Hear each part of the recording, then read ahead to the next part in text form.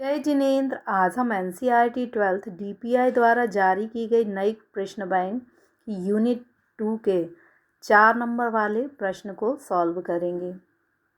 उदासीनता वक्र विश्लेषण का उपयोग करते हुए उपभोक्ता के संतुलन की स्थिति को समझाइए।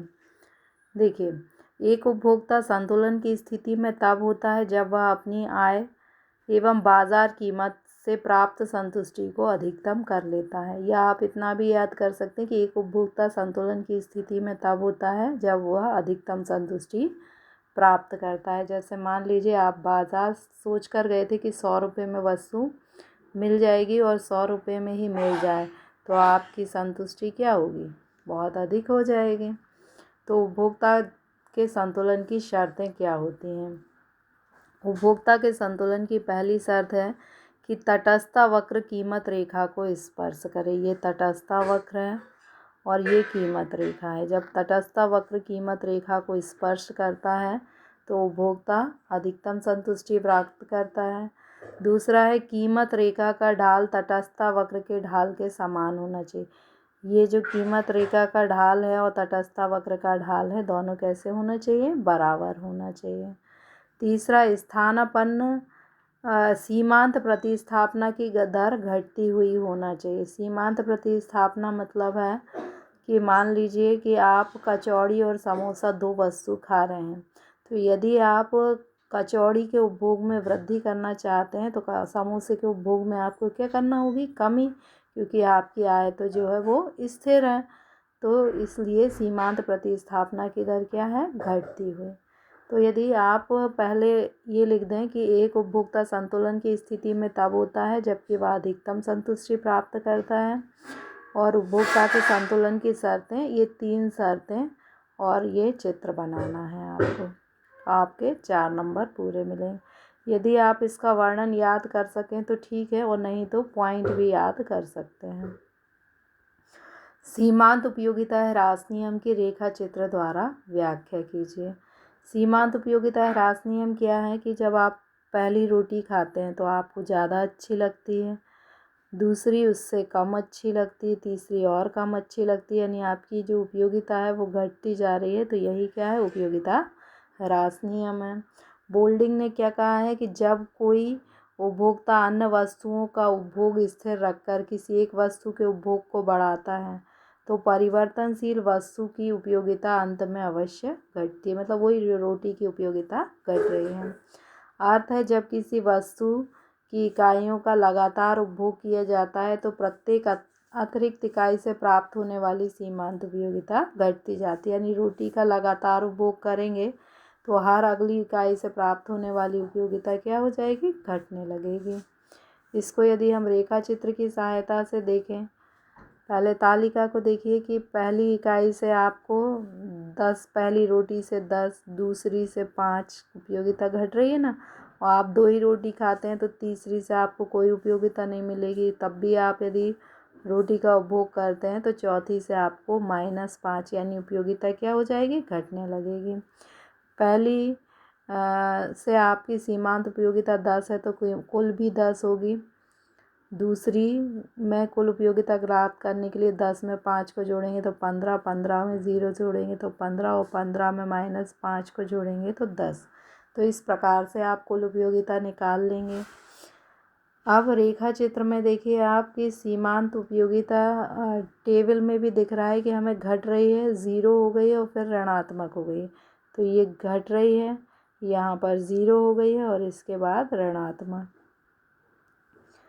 और कुल उपयोगिता को यदि हम देखें तो कुल उपयोगिता पहले बढ़ रही है, फिर 0 हो गई है, मतलब अधिकतम हो गई है, और इसके बाद ऋणात्मक हो गई है।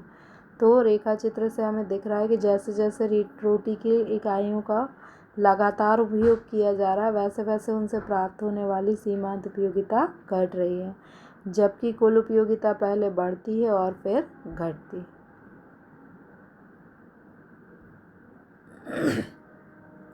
सीमांत उपयोगिता नियम को उदाहरण और रेखा चित्र द्वारा बताइए। तो सम सीमांत उपयोगिता नियम, जैसे मान लीजिए कि यदि आप रोटी एक के बाद एक खाते जाएं तो उपयोगिता घटती जाएगी, इसलिए आप पहली रोटी खाएंगे, फिर दूसरी पूड़ी खाएंगे, फिर तीसरी गुलाब जामुन खाएंगे, यानी जैसी उपयोगिता घटती है तो आप दूसरी वस्तु का उपभोग करने लगते हैं। तो आपको तीनों वस्तुओं से क्या होगी, समान उपयोगिता प्राप्त होगी। तो ये क्या है, समसीमांत उपयोगिता नियम, समान उपयोगिता प्राप्त होना। एक उपभोक्ता अपनी सीमित आय से अधिकतम संतुष्टि तभी प्राप्त कर सकता है जब वह मुद्रा रूपी अपनी आय को विभिन्न वस्तुओं के लिए इस प्रकार व्यय करे कि प्रत्येक वस्तु पर व्यय की गई मुद्रा की अंतिम इकाई से प्राप्त उपयोगिता समान हो। यानी आपकी आय सीमित है, यदि आप रोटी पर ही व्यय करेंगे तो उपयोगिता लगातार घटेगी। तो आप अपनी मुद्रा रूपी आय को विभिन्न वस्तु, रोटी, पूड़ी और गुलाब जामुन पर खर्च करते हैं। इस प्रकार से व्यय करेंगे कि मुद्रा की अंतिम इकाई से प्राप्त होने वाली उपयोगिता कैसी हो जाए, समान। ये मार्शल की डेफिनेशन है। अब देखिए, यदि आपके पास 8 रुपये हैं तो पहली आपको ये सीमांत उपयोगिता दी गई है कि गेहूं की पहली इकाई से आपको 20, दूसरी से 18, यानी ये घटती हुई सीमांत उपयोगिता प्राप्त होगी। चावल भी पहली इकाई से 16, अगली इकाई से 14, यानी उपयोगिता क्या है, घटती जा रही है। अब 8 रुपये हैं तो पहला 1 रुपया आप किस पर व्यय करेंगे, गेहूं पर, क्योंकि उपयोगिता ज़्यादा मिल रही है। दूसरा 1 रुपये भी गेहूं पर खर्च करेंगे क्योंकि यहाँ 18 मिल रही है, यहाँ 16। तीसरा 1 रुपया आप चावल पर खर्च करेंगे। चौथा गेहूं पर खर्च करेंगे क्योंकि गेहूं के बाद आप चावल खाएंगे। अब 5वां रुपये गेहूं के बाद फिर आप चावल खाएंगे तो चावल, फिर यहाँ गेहूं, अगली 7वीं इकाई आप चावल पर खर्च करेंगे, 12 उपयोगिता मिल रही है। और अगली 8वीं इकाई आप गेहूं पर खर्च करेंगे, 12 उपयोगिता मिल रही है। तो इस प्रकार आप अपने 8 रुपये खर्च कर देते हैं और आपकी गेहूं से भी आपको 12 ही अंतिम इकाई से उपयोगिता मिली और चावल की अंतिम इकाई से भी आपको 12 उपयोगिता, यानी दोनों उपयोगिता कैसी हो गई, बराबर। तो ऐसी स्थिति में आप अधिकतम संतुष्टि को प्राप्त करेंगे। रेखा चित्र में आप देखिए कि चावल जो है, यदि हम इस रेखा पर देखें तो ए बी से हमें जो उपयोगिता मिल रही है उतनी ही उपयोगिता हमें एस टी से मिल रही है। तो यहाँ पर उपभोक्ता क्या होगा, संतुलन की स्थिति में होगा। उदासीनता वक्र क्षैतिज और लंबवत अक्ष को स्पर्श क्यों नहीं करता। ये जो है उदासीनता वक्र होता है आपका, ये देखिए उदासीनता वक्र ऐसा होता है, ये कभी ना तो ये क्षैतिज अक्ष को स्पर्श करता है और ना ही यह लंबवत अक्ष को स्पर्श करता है। ऐसा क्यों होता है, क्योंकि उदासीनता वक्र यह बताता है कि आप समोसा और कचौरी 2 वस्तुओं का उपभोग कर रहे हैं, है ना। तो 2 वस्तुओं का आप कॉम्बिनेशन से ही उपभोग करेंगे। अगर ये एक्स अक्ष को स्पर्श करता है, इसका मतलब आप पूरा पैसा कचौड़ी पर व्यय करते हैं। अगर ये वाय अक्ष को स्पर्श करता है, इसका मतलब आप पूरा पैसा जो है समोसे पर व्यय करते हैं। जबकि मान्यता क्या है कि आपको दोनों वस्तुओं का उपभोग करना चाहिए। इसलिए उदासीनता वक्र ना तो एक्स अक्ष को स्पर्श करता है और ना ही वाय अक्ष को स्पर्श करता है। फिर है मांग का नियम को उदाहरण और रेखा चित्र द्वारा समझाइए। तो मांग का नियम हमें क्या बताता है कि यदि किसी वस्तु की, मान लीजिए कि आप बाज़ार में जाएं और आप वस्तु 10 रुपये लेकर गए हैं और वस्तु की कीमत बढ़ जाए तो अब आप क्या करेंगे, अब आप कम वस्तु खरीदेंगे। और वस्तु की कम कीमत पर मिले तो क्या करेंगे, अब आप ज़्यादा वस्तु खरीदेंगे।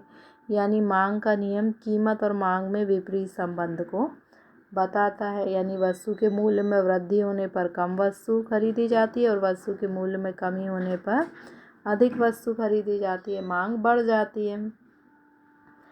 अगर हम तालिका में देखें तो 1 रुपये कीमत है तो आप 50 खरीद रहे हैं, 2 रुपये कीमत पर 40, यानी जैसे जैसे कीमत बढ़ रही है वैसे वैसे आप कम वस्तुएं खरीद रहे हैं, मांग कम हो रही है। चित्र में देखिए कि ये जो मांग वक्र है वो ऊपर से नीचे की ओर आ रहा है, यानी जैसे जैसे कीमत बढ़ती है वैसे वैसे मांग क्या हो रही है, घट रही है। मांग के नियम का महत्व लिखिए। कीमत का निर्धारण। यदि हमें किसी वस्तु की कीमत का निर्धारण करना है तो हम मांग के नियम के आधार पर करते हैं। मांग का नियम का अध्ययन एक व्यापारी के लिए वस्तु की कीमत को कम करने में सहायक होता है। हम यह जानते हैं कि किसी विशेष स्तर तक कीमत में वृद्धि से मांग में कितनी गिरावट होगी। देखिए, मांग का नियम हमें बताता है कि वस्तु की कीमत यदि कम हो जाएगी तो मांग भी कम हो जाएगी। तो एक जो कीमत जब निर्धारित की जाती है तो वस्तु की कीमत इतनी अधिक नहीं निर्धारित की जाती कि उसकी मांग कम हो जाए। वित्त मंत्री के लिए महत्व। यदि वित्त मंत्री किसी वस्तु पर कर लगा दे, 10 रुपये की वस्तु है, 5 रुपये कर लगा दिया तो 15 रुपये की वस्तु हो जाएगी। कीमत बढ़ गई है तो मांग क्या हो जाएगी, कम हो जाएगी। तो वित्त मंत्री ध्यान रखता है कि कर केवल उतना ही लगाया जाए कि वस्तु की मांग कम ना हो। उत्पादक के लिए महत्व। एक उत्पादक जो होता है उसको आर्थिक निर्णय लेने में मांग का नियम महत्व करता है। यानी उत्पादक को पता होता है कि वस्तु की यदि कीमत को बढ़ा दिया जाएगा तो मांग कम हो जाएगी, तो वस्तु की कीमत में अधिक वृद्धि नहीं करता। उपभोक्ता के लिए महत्व। उपभोक्ता को भी आर्थिक निर्णय लेने में मांग का नियम मदद करता है, क्योंकि उपभोक्ता देखता है कि कौन सी वस्तु है जिसकी कीमत कम है, तो कम कीमत पर अधिक गुणवत्ता वाली वस्तु को खरीदकर वह अपनी संतुष्टि को अधिकतम कर लेता है। मांग के निर्धारक घटक। देखिए, उपभोक्ता की आय। आपको बस ये याद रखना है कि जो पॉइंट है उसके कारण मांग जो है वो कम होगी या अधिक, तो आप विवरण लिख लेंगे। यदि मान लीजिए आपकी आय बढ़ जाए तो आपकी मांग अधिक होगी या कम, मांग अधिक होगी। बस यही लिखना है कि उपभोक्ता की आय बढ़ने पर मांग बढ़ जाती है और उपभोक्ता की आय घटने पर मांग घट जाती है। धन का वितरण 2 प्रकार का होता है। समान वितरण, यानी सभी के पास बराबर पैसे। यदि सभी लोगों के पास बराबर पैसे होंगे तो सबकी मांग भी बराबर होगी, यानी मांग अधिक होगी। तो धन का समान वितरण होने पर मांग अधिक होती है और धन का समान वितरण होने पर मांग अधिक होती है और धन का असमान वितरण होने पर मांग कम होती है। धन का समान वितरण होने पर मांग अधिक होती है, धन का असमान वितरण होने पर मांग कम होती है। फिर है उपभोक्ता की रुचि। आपकी रुचि जिस वस्तु में, आपको जो वस्तु अच्छी लगती है, रुचि होने पर वस्तु की मांग जो होती है बढ़ जाती है और रुचि नहीं होने पर मांग घट जाती है। भौगोलिक वातावरण। तो इसमें आपको उदाहरण ही लिखना है कि गर्मियों में गर्म कपड़ों की मांग कम होती है और जबकि सर्दियों में गर्म कपड़ों की मांग अधिक होती है। So thank you.